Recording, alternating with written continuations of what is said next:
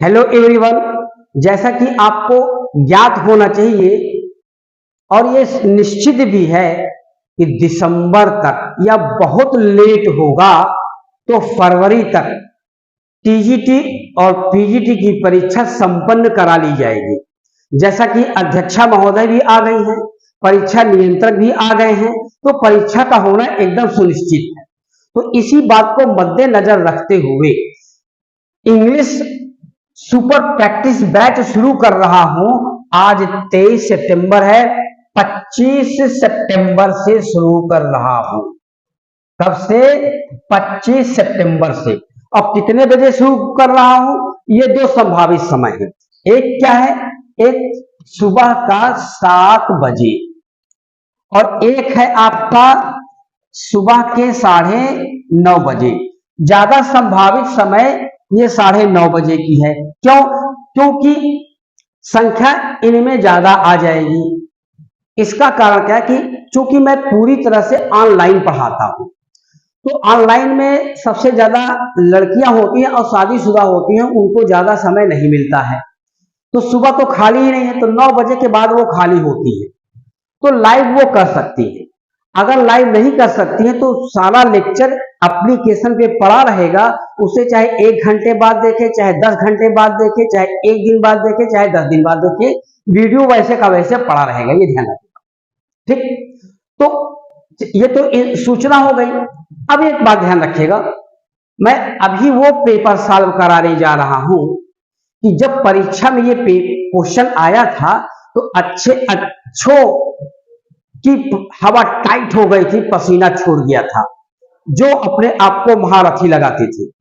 ठीक है ना? तो आइए देखते हैं वो प्रश्न कौन सा है। तो ये ध्यान रखिएगा, 2016 का जो पेपर 2018 में हुआ था, तो मैं जो बार बार आपसे बोलता हूं कि कंप्रेहेंसिव और फंक्शनल ग्रामर को पढ़िए, और इसको पढ़ने के लिए कम से कम आपको 10 महीने प्लस टाइम लगता है। करने वाले तो 4 महीने में भी कर सकते हैं, लेकिन बहुत ज्यादा टाइम देना पड़ेगा उनको। तो आइए हम लोग सॉल्व करते हैं क्या 2016 का पेपर जो 2018 में हुआ था और कैसे क्वेश्चन पुट अप किया था। देखिए, as the weather was bad we stayed indoors, इसको चेंज करना है किसमें? सिंपल सेंटेंस में चेंज करना है।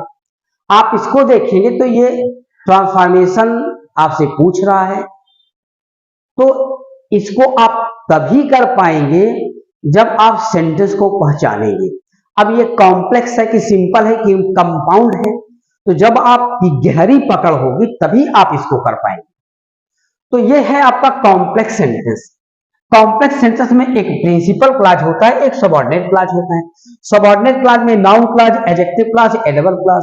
नाउन क्लॉज 6 तरीके से यूज होता है, एडजेक्टिव क्लॉज 2 तरीके से, एडवर्ब क्लॉज आपका 10 तरीके से। तो अब ये कौन सा सबऑर्डिनेट क्लॉज है? ये एडवर्ब क्लॉज है। एडवर्ब क्लॉज 10 पार्ट में डिवाइड होती है, ठीक?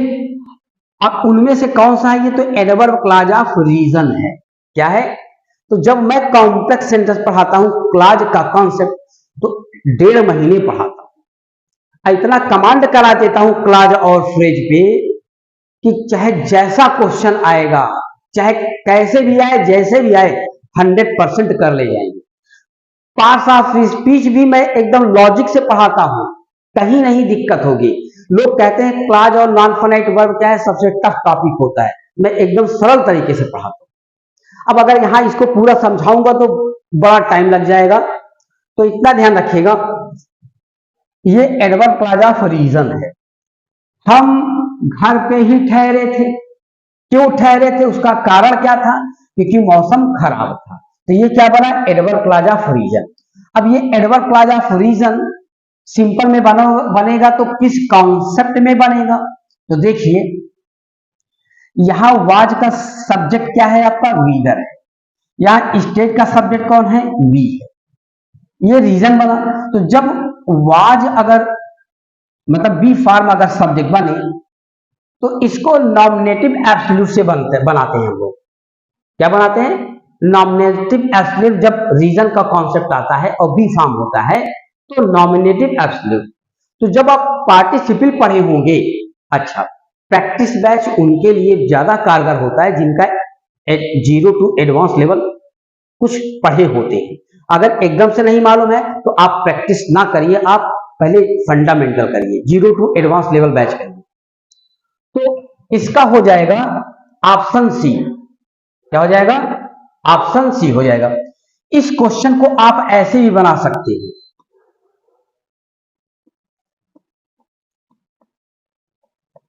द weather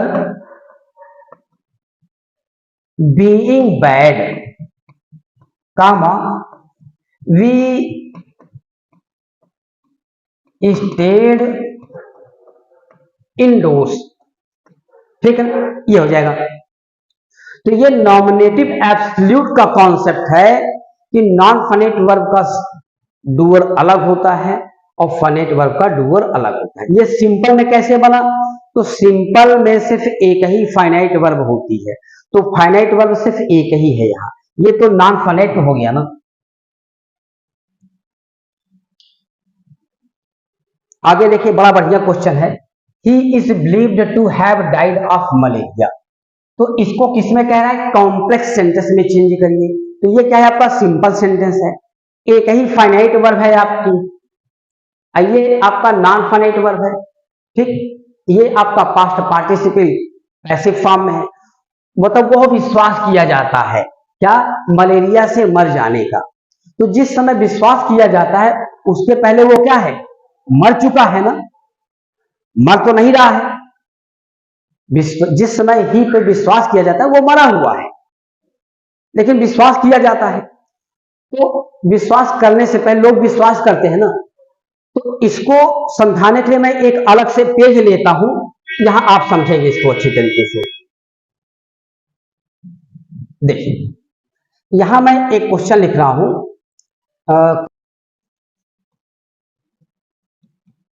पीपल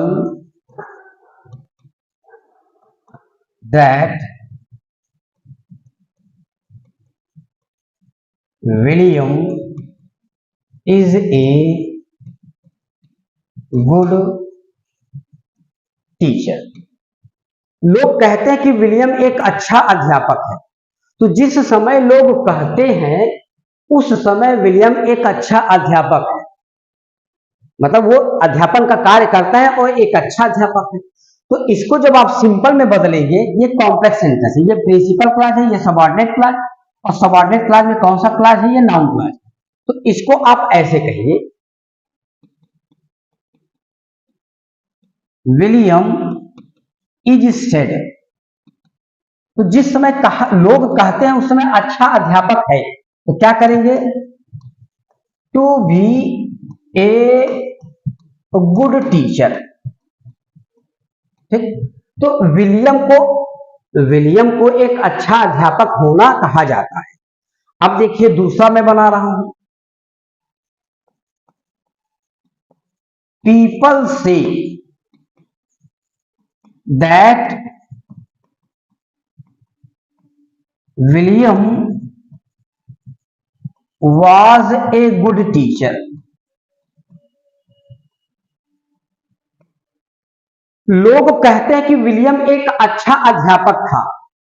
तो लोग वर्तमान में तो कहते हैं, जैसे हम लोग याद करते हैं यार वो बड़ा अच्छा इंसान था, लोग कहते हैं कि वो एक अच्छा इंसान था, या मैं सुनता हूं कि वह एक अच्छा इंसान था, या मैं सुनता हूं कि उसने उसकी हत्या कर दी थी। तो जिस समय सुनता वर्तमान में हूं, लेकिन हत्या तो भूतकाल में किया था ना। तो लोग वर्तमान में कहते हैं विलियम के बारे में कि वो अच्छा अध्यापक था, वर्तमान में नहीं है, भूतकाल में अध्यापक हुआ करता था। हो सकता है वो रिटायर्ड हो गया हो सकता है टीचिंग छोड़ करके वो अब दूसरा कोई व्यवसाय कर रहा हो। तो अब इसको जब हम बनाएंगे, विलियम इज सेड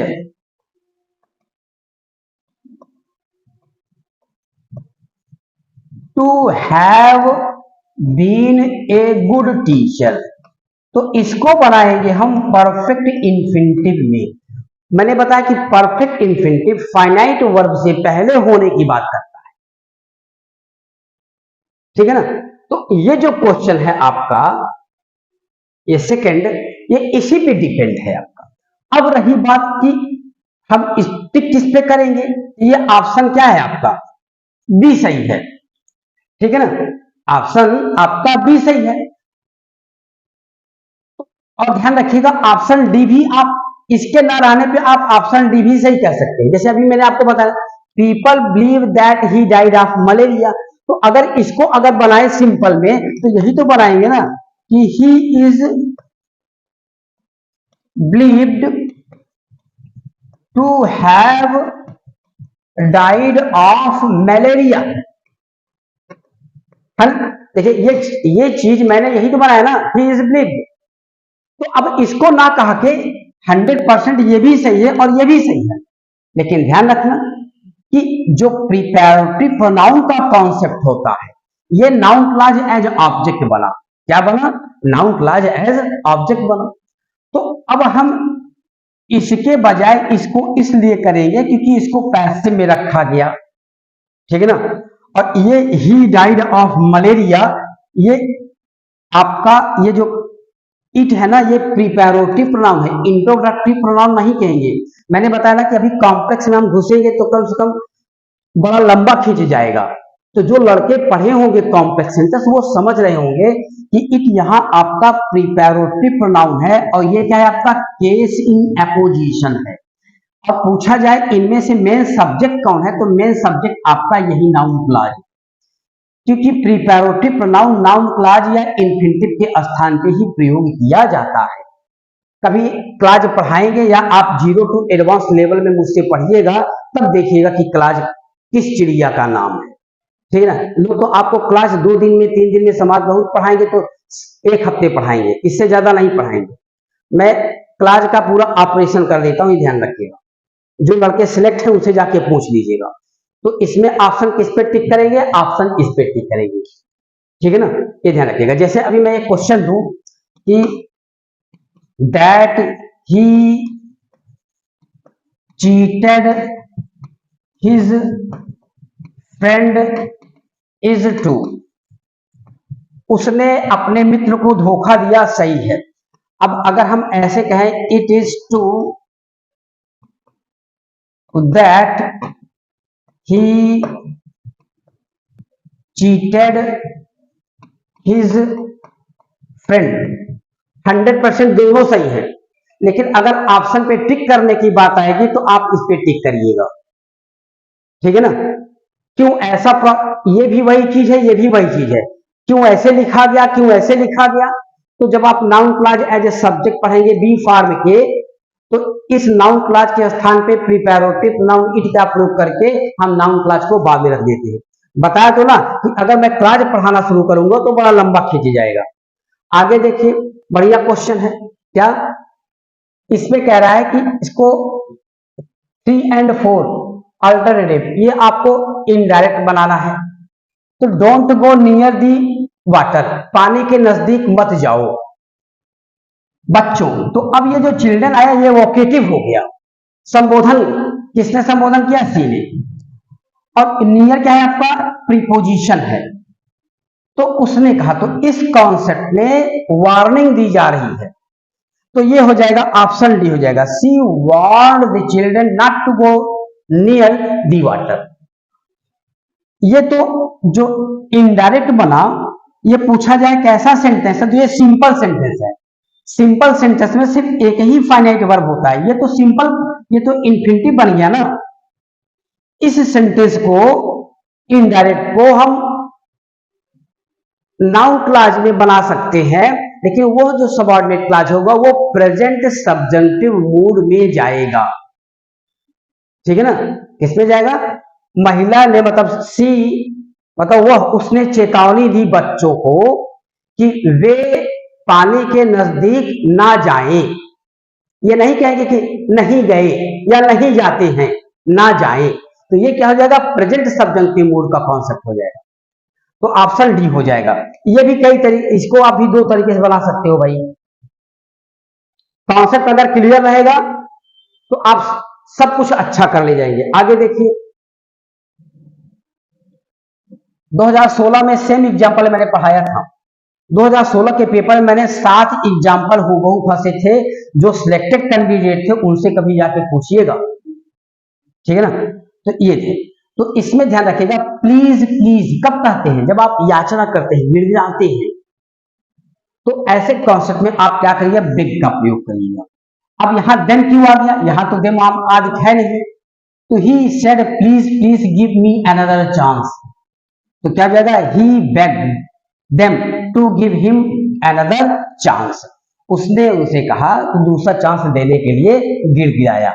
तो ये हो जाएगा देम कैसे आ गया, तो ये जब पढ़ाएंगे डिटेल में तो वहां पढ़िएगा, लेकिन इतना ध्यान रखिएगा प्लीज प्लीज का कॉन्सेप्ट रहेगा तो यहाँ याचना या गिड़गिड़ाने की बात होती है, तो बेग्ड के कॉन्सेप्ट आएंगे। ख्याल से ये पॉइंट आपको समझ में आ गया होगा। तो आइए कुछ हम बैच के बारे में बता देते हैं, कैसे आपको बैच मिलेगा, क्या है फीस बता देता हूं। ये बैच ऑनलाइन और ऑफलाइन दोनों है, सुपर प्रैक्टिस बैच। और ये बैच कब से चलेगा, मैंने आपको बताया 25 सितंबर से चलेगा। कब से चलेगा, 25 सितंबर से। मैंने टाइम भी डिसाइड कर दिया, जिस बच्चों की संख्या ज्यादा होगी जिस टाइम पर, वही बैच मैं शुरू करूंगा। एक 7 AM पे, एक 9:30 बजे, तो जिसमें संख्या ज्यादा हो जाएगी वही बैच चलाऊंगा। अब फीस कितनी है, तो ये क्या है, ऑफर फी कितना है, 5000। फीस मूल फीस कितनी है, 10,000 रुपया।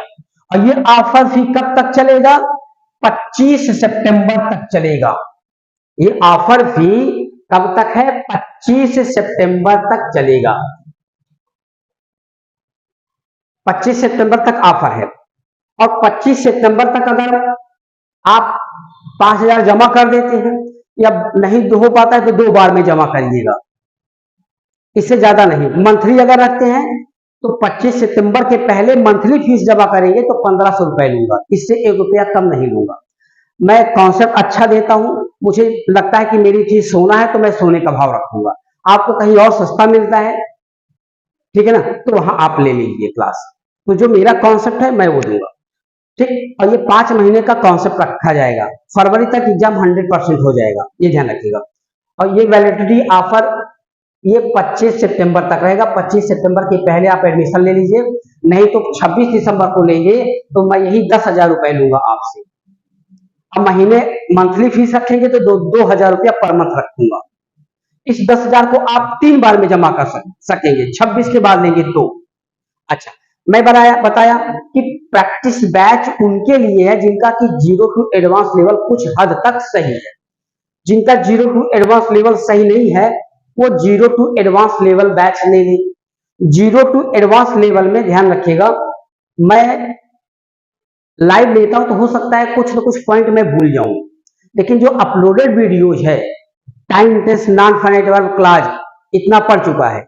अभी नरेशन, मूड और मॉडल वर्ब, कंपाउंड सेंटेंस नहीं पढ़ा है। अभी पढ़ा है कितना, 106 लेक्चर। पूरा पढ़ जाएगा तो 150 लेक्चर होगा। तो आप एक दिन में 2 देखिए, 3 देखिए, 4 देखिए, ये तो अपलोडेड वीडियोज हो गया। लेकिन जो पार्ट्स ऑफ स्पीच में पढ़ा रहा हूं वो लाइव आकर के पढ़ा रहा हूं, और जो एक्सरसाइज करा रहा हूं वो लाइव आकर के करा रहा हूं। और इस 0 टू एडवांस लेवल की फीस है 12,500 रुपया। अभी 25 तारीख तक, 25 सितंबर तक मैं कितना लूंगा, 10,000। आप इसको 2 बार में, 3 बार में जमा कर सकते हैं, 4 बार में नहीं, इसको 3 बार में जमा कर सकते हैं। इसकी भी वैलिडिटी कितनी है, ऐसा इसका वैलिडिटी ध्यान रखिएगा भी 5 मंथ रखा गया है, 5 मंथ। जबरदस्त कॉन्सेप्ट है 0 टू एडवांस लेवल का। एक कॉन्सेप्ट है रेन एंड मार्टिन का, इसकी फीस है 9,000 रुपया। 25 तारीख के पहले लेते तो 2250 रुपया लूंगा, और अगर 25 तारीख के बाद लेंगे तो यही हो जाएगा फीस 4500 रुपया। इसमें भी क्लास पूरा अपलोड हो चुका है, बहुत जबरदस्त कॉन्सेप्ट है ये। जो लड़के सिलेक्ट हैं आप उनसे बात कर लीजिएगा। अब ये तो हो गया एडवर्टाइजमेंट का, अब आगे हम लोग कॉन्सेप्ट देखते हैं। तो ये सभी क्लासेस मेरे एप्लीकेशन पे चलेगा, प्ले स्टोर से डाउनलोड कर लीजिएगा। ऑक्सफोर्ड इंग्लिश ग्रामर एकेडमी मत डालिएगा, ऑक्सफोर्ड इंग्लिश ग्रामर ऐसे लोगो आएगा, डाउनलोड कर लीजिएगा, इसी पे पूरी क्लास चलेगी। तो अब आइए अगला क्वेश्चन, ये आपका जो मैं बार बार बोलता हूं कि comprehensive grammar, comprehensive and functional grammar, तो उस पे पूरे पूरे कॉन्सेप्ट को रटा देता हूं। देखिए क्या कह रहा है कि विच of the following is not correct. ये नॉट करेक्ट या इनकरेक्ट वाले में स्टूडेंट्स फंस जाते हैं। विथ रेफरेंस टू, तो इसमें क्या हो जाएगा, इन चेंजिंग डायरेक्ट स्पीच, मतलब ये रूल दिया हुआ है, इसमें से कौन सा एक रूल क्या है गलत है। इनटू इनडायरेक्ट स्पीच, मतलब डायरेक्ट इनडायरेक्ट बनाते समय a simple present becomes a past simple past, तो ये सही है कि सभी प्रेजेंट पास्ट में कन्वर्ट हो जाते हैं। The spell of the future tense is changed into should, ये भी सही बात है। The will of the future tense का जो विल होता है is changed into shall and should. Shall में कैसे होगा, अगर टेंस चेंज्ड हो रहा है तो या तो उड बनेगा या तो शुड बनेगा, शैल में कन्वर्ट नहीं हो पाएगा। तो यही जो सी है इसका ये सी गलत है। बाकी ये क्या है option, the pronoun of the direct speech are changed where necessary, जहां जरूरत होती है वहां चेंज होता है प्रोनाउन, जैसे ही सी इट दे, इनमें कोई चेंजिंग नहीं होती है। और आई वी यू भी, आई हुआ वी हुआ, ये भी चेंज हो भी सकता है नहीं भी हो सकता है। अगर रिपोर्टिंग वर्ब का सब्जेक्ट आई है और रिपोर्टेड स्पीच का भी सब्जेक्ट आई है तो चेंज कैसे होगा, नहीं होगा ना। तो इसमें क्या हो जाएगा आंसर ऑप्शन सी, यही क्या, सॉरी यही क्या है नॉट करेक्ट, ये सही नहीं है।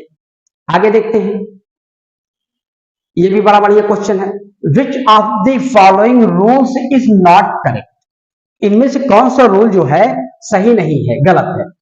तो व्हेन द रिपोर्टिंग इज, मतलब रिपोर्टिंग वर्ब जो जाकर के इनडायरेक्ट में प्रिंसिपल क्लॉज बनता है, इन द, मतलब in the principal verb, in the bracket में कर दिया, व्हेन द रिपोर्टिंग इज बराबर क्या principal verb in the past tense, मतलब रिपोर्टिंग वर्ब अगर पास्ट टेंस में होता है तो all present tense of the direct are change into corresponding past tense. ये क्या है आपका सही है, ये रूल सही है। If the reporting verb is in the present tense the tenses of the direct speech do not change. कह रहा है कि अगर रिपोर्टिंग वर्ब जो कि प्रिंसिपल क्लॉज बनता है प्रेजेंट में है तो प्रेजेंट टेंस चेंज नहीं होगा, ये भी बात सही है। मतलब रिपोर्टिंग वर्ब का टेंस अगर प्रेजेंट या फ्यूचर में होता है तो रिपोर्टेड स्पीच का टेंस नहीं बदलता है, ये भी आपका सही है। The pronouns of the direct speech are changed where necessary, इसके पहले वाले क्वेश्चन में देखिए आपने ये पढ़ा क्या, द प्रोनाउन, ये सही है नियम, ठीक।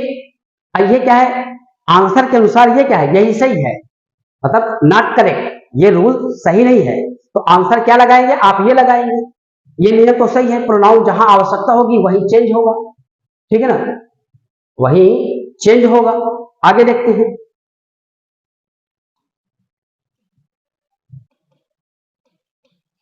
तो इसमें ये हो गया, अब बचा क्या, यही है, तो ये क्या हो जाएगा, ये नियम गलत है। तो आंसर किस पे टिक करेंगे, ऑप्शन डी पे, क्या, words expressing nearness in time और प्लेस नेवर चेंज, मतलब टाइम और प्लेस कभी चेंज नहीं होता है, ये गलत है, ठीक, वो चेंज होता है।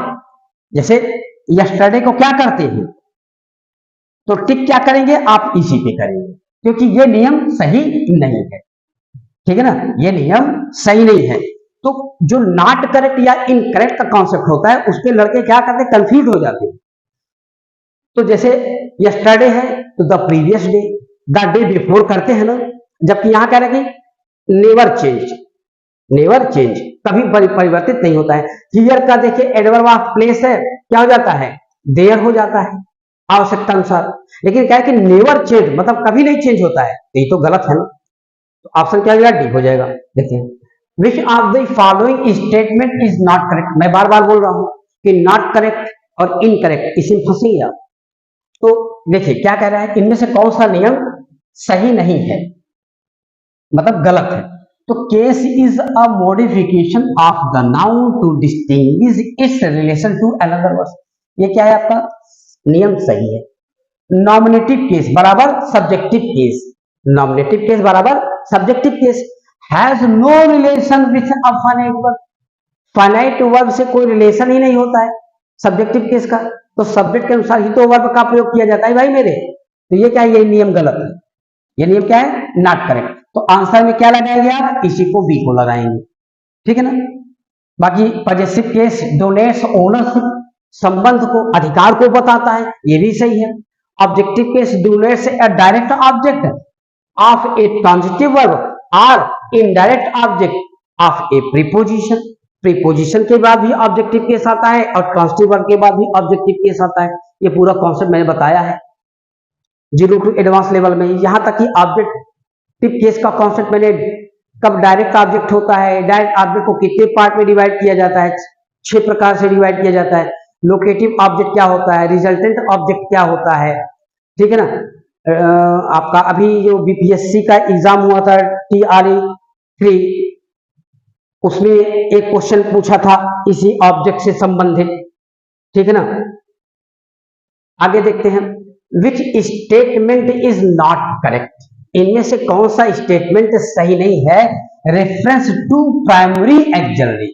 तो प्राइमरी एक्सिलरी वर्ब में क्या आता है, बी फॉर्म आता है, बी फॉर्म में मतलब इज, एम, आर, वाज, वर ये आता है, डू फॉर्म आता है, हैव फॉर्म आता है। जब मेन वर्ब की हेल्पिंग वर्ब के रूप में आते हैं तो उनको क्या कहा जाता है, प्राइमरी एक्सिलरी वर्ब कहा जाता है। तो अब इनमें से कौन सा क्या है, सही नहीं है, तो इसमें से क्या करेंगे हम, primary auxiliaries may be used independently as principal verbs.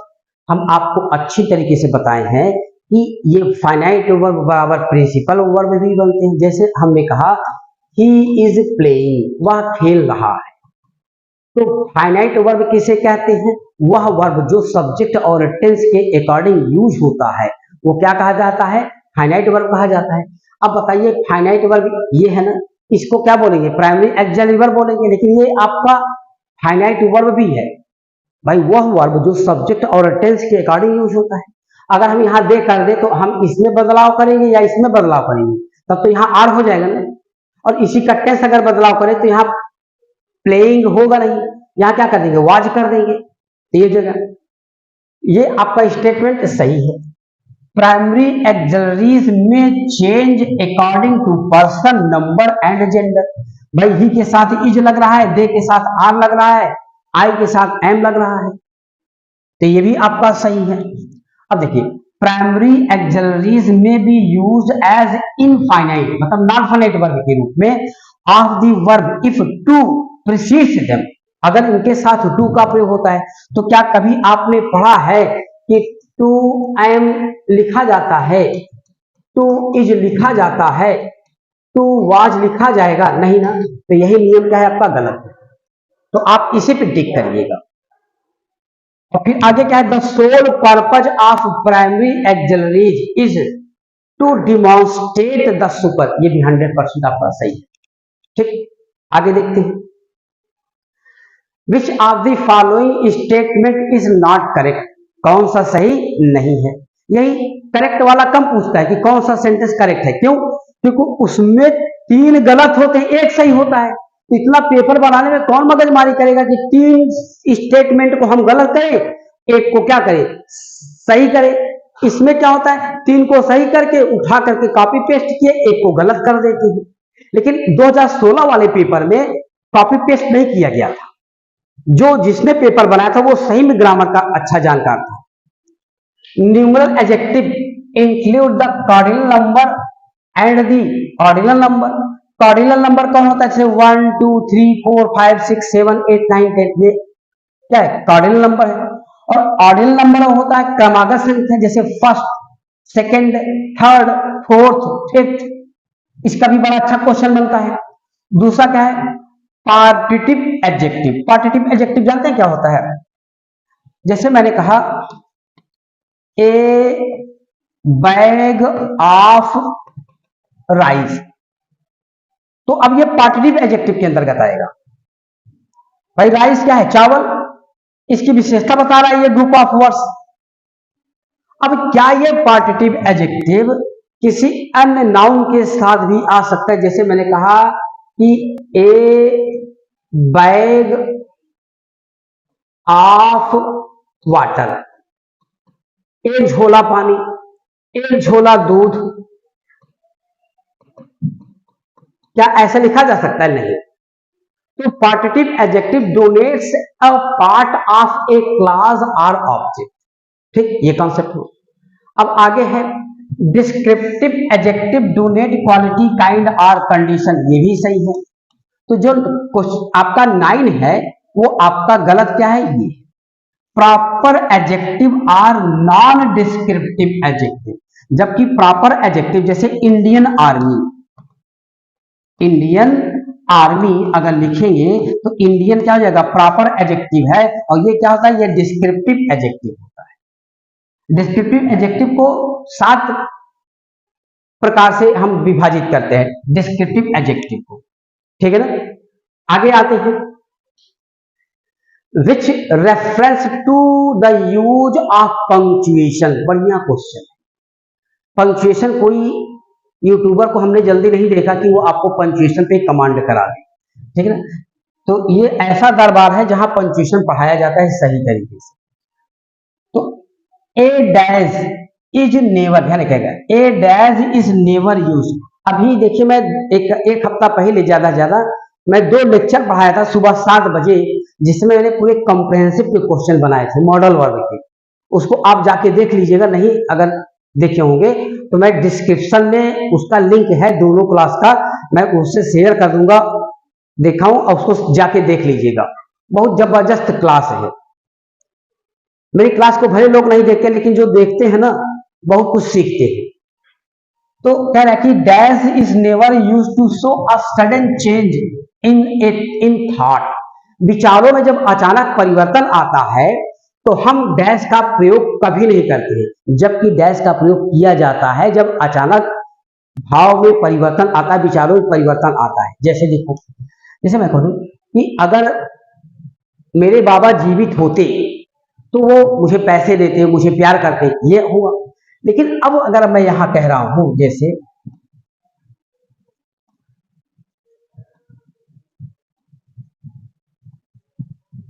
If she were alive now, अगर वह अभी जीवित होती, तो देखो सी के साथ वर लगाया क्योंकि ये हाइपोथेटिकल सेंटेंस है, तो यहां मैंने लगाया डैश। अब इसके बाद इसके रिजल्ट की बात नहीं कर रहा हूं कि अगर वो जीवित होती तो मुझे पैसे देती, मुझे प्यार करती। तो अब यहां मैं विचार अचानक, छोड़ो हटाओ, क्या देख, छोड़ हटाओ, हमसे क्या मतलब है ना। बट वाई लैमेंट, यहां नीचे लिख दे रहा हूं दी पास्ट। अगर वह जीवित होती तो आगे ना कह के हम क्या कह रहे हैं कि लेकिन अतीत पर पश्चाताप क्यों। तो अब यह वाई के बाद बेयर इन्फिनिटिव आया। ये इन्फिनिटिव के कॉन्सेप्ट में मैंने पढ़ाया है कि वाई के बाद बेयर इन्फिनिटिव कब आता है, क्यों आता है, ये पूरा कॉन्सेप्ट मैंने पढ़ाया है 0 to एडवांस लेवल वाले बैच में। मैंने अपने जीवन का सबसे बेहतर दिया हूं 0 to एडवांस लेवल का जो बैच है, उसको पढ़ने के बाद आपको ध्यान रखिएगा कहीं क्लास करने की जरूरत ही नहीं रहेगी, ठीक है ना। आगे देखते हैं, which of the following statement is incorrect, कौन सा गलत है। अब आगे देखिए, shall with subject in the second, shall second person और थर्ड पर्सन के साथ तो विल आता है, लेकिन क्या है shall, shall with subject in the second and third person introduces the idea of compulsion. मतलब जो जरूरी काम होता है तब वहां हम क्या करिए, एकदम परफेक्ट होगा तभी हम सेकेंड पर्सन और थर्ड पर्सन के साथ सैल का प्रयोग करते हैं। तो ये बात तो सही है। जैसे as you sow shall you, जैसा तुम बोगे वैसा काटोगे, तो यहां यू के साथ देखिए सैल का प्रयोग हुआ, तो क्या है आपका सही है। आगे है will with this subject in the first person, first person के साथ जो विल का प्रयोग होता है वो क्या बताता है, bleak sense of determination, determination मतलब होता है दृढ़ निश्चय, ब्लीक माने कहता है कमजोर, मतलब जो आपका दृढ़ निश्चय होता है वो कमजोर होता है। तो यही क्या है आपका, ये गलत है। तो ऑप्शन में टिक क्या करेंगे आप, यहीं पे टिक करेंगे, ये आपका क्वेश्चन के हिसाब से आंसर ये सही है, क्योंकि विल का प्रयोग फर्स्ट पर्सन के साथ फर्म डिटर्मिनेशन की बात करता है, ब्लीक सेंस नहीं देता है, स्ट्रॉन्ग सेंस देता है। क्या देता है, स्ट्रॉन्ग सेंस देता है, ये ध्यान रखें। Should with the second and third person means ought to, सही है। Would with the subject in the first person gives emphasize, emphasize करने के लिए किया जाता है, ये भी सही है। तो ऑप्शन के हिसाब से क्या हो जाएगा आंसर, ऑप्शन बी हो जाएगा। आगे देखते हैं, ये भी जबरदस्त क्वेश्चन है। The colon is use to introduce a list, list को दर्शाने के लिए भी हम क्या करते हैं, कॉलन का प्रयोग करते हैं। जैसे आई वांट दी फॉलोइंग, यहां कॉलन का प्रयोग कर दिया, मुझे ये चीज चाहिए, क्या, जैसे यानी दिया आ पेन कामा आ बुक आ पेंसिल, ठीक। तो अब ये क्या है आपका लिस्ट के कॉन्सेप्ट में, फॉलोइंग में यही चीज आनी चाहिए, ये हो गया। द कॉलन, अभी पूरा एक्सप्लेन करने को बड़ा टाइम लग जाएगा, अभी सिर्फ एक डेमो दे रहा हूं आप लोगों को। The colon is use to introduce an explanation, explanation के लिए भी होता है इसका प्रयोग।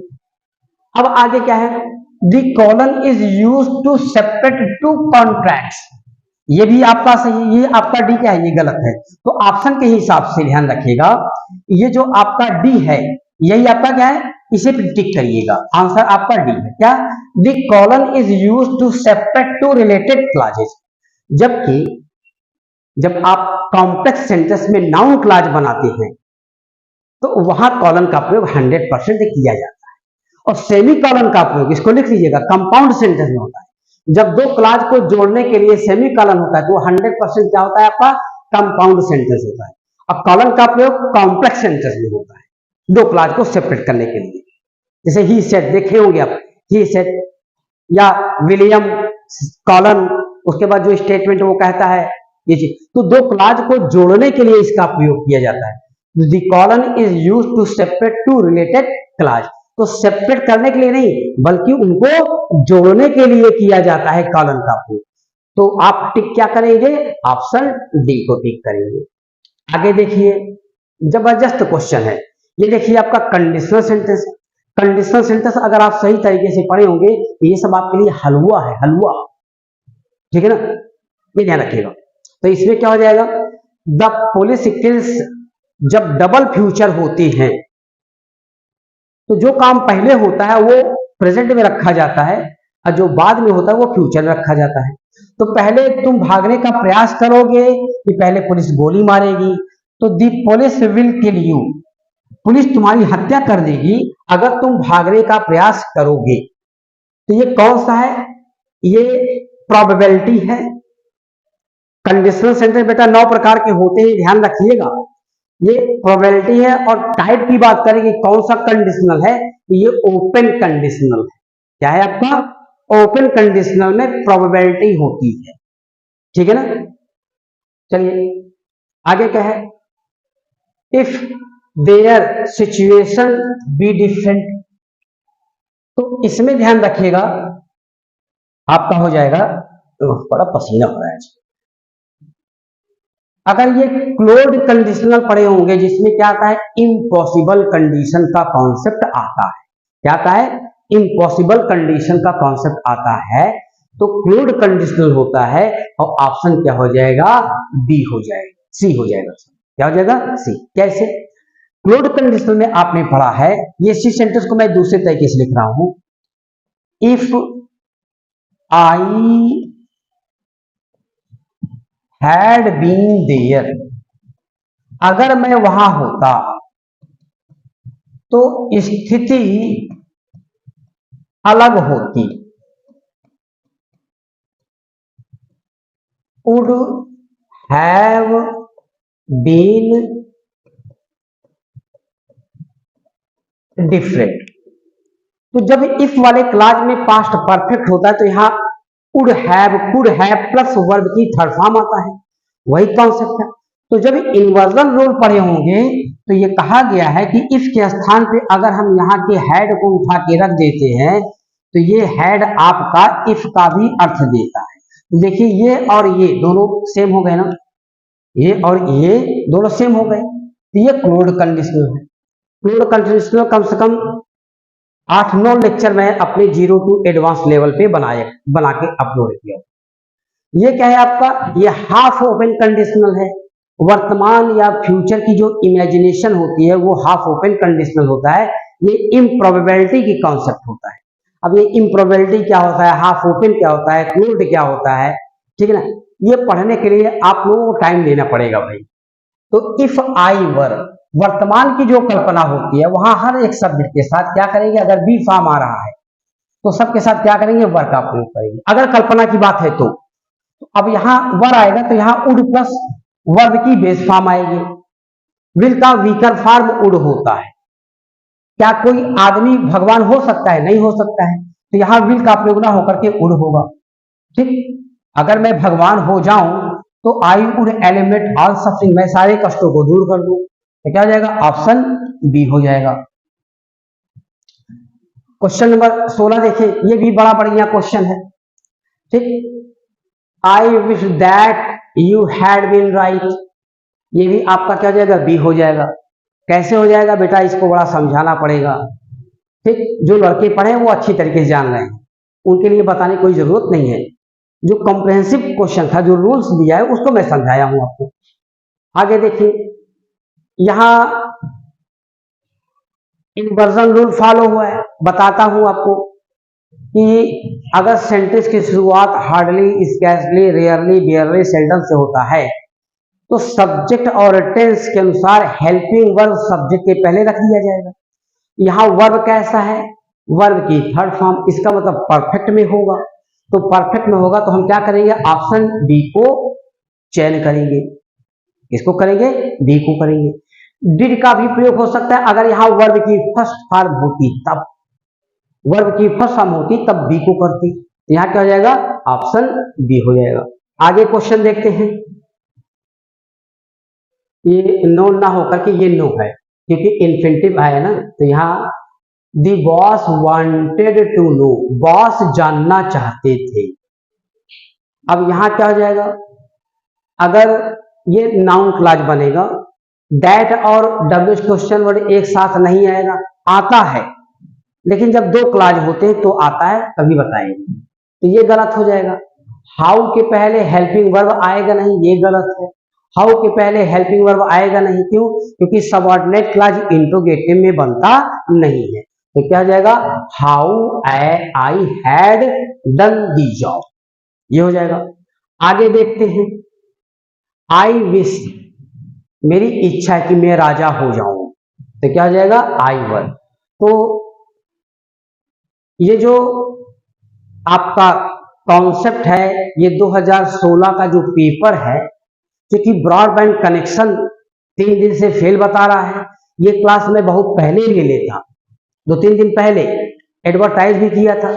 मेरा यूट्यूब चैनल भी हैक हो गया है, उस पर भी नहीं ले पा रहा हूं, तो ये वीडियो बना करके अपलोड कर रहा हूं अलग से यूट्यूब पे, ठीक है ना।